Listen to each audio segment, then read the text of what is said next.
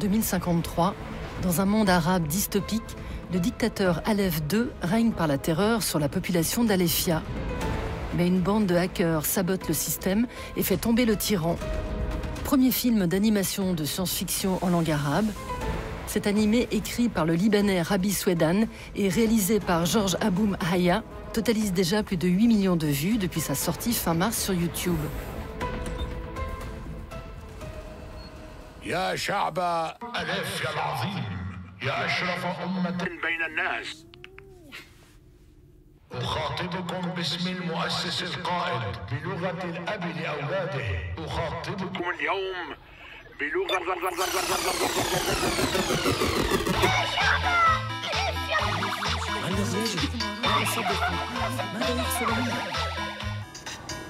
Pour le réalisateur installé à Aix-en-Provence, ce film est révolutionnaire.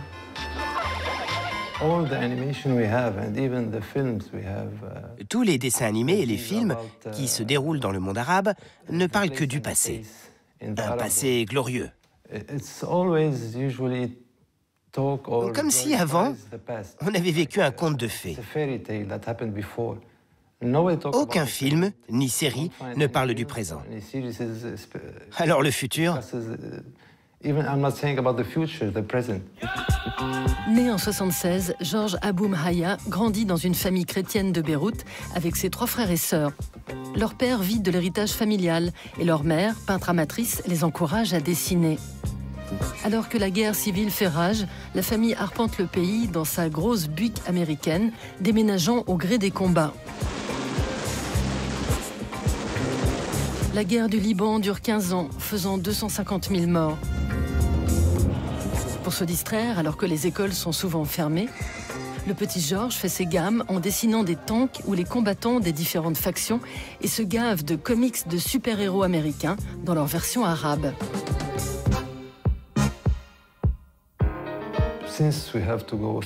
Comme on devait passer beaucoup de checkpoints, ma mère emportait ses bijoux avec elle.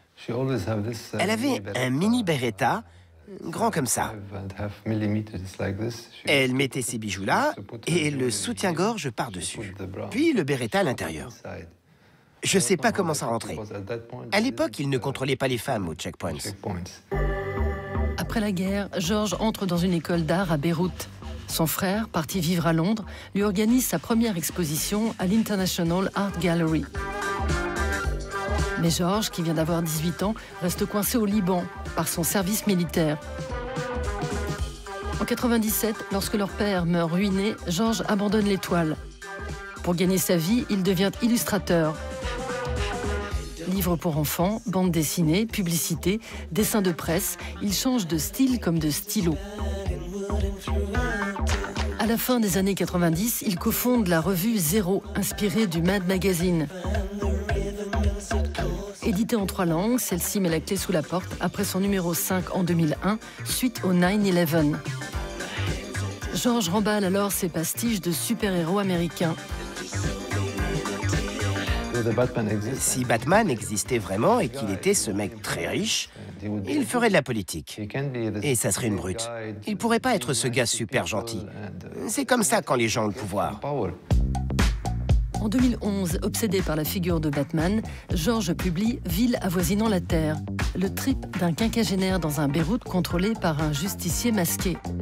Censuré dans un émirat, il remporte le prix du meilleur album au Festival de BD d'Alger, avant d'être invité en résidence à Angoulême en 2013 pour travailler sur son 2e tome. Dans son atelier, l'album se dessine. J'utilise de l'encre de Chine ou indienne. Je la dilue avec beaucoup d'eau et ça me donne une large palette de tons avec lesquels travailler. J'utilise de vrais pinceaux, pas des synthétiques. Je déteste les pinceaux en plastique. Avec l'eau, ils sont impossibles à contrôler.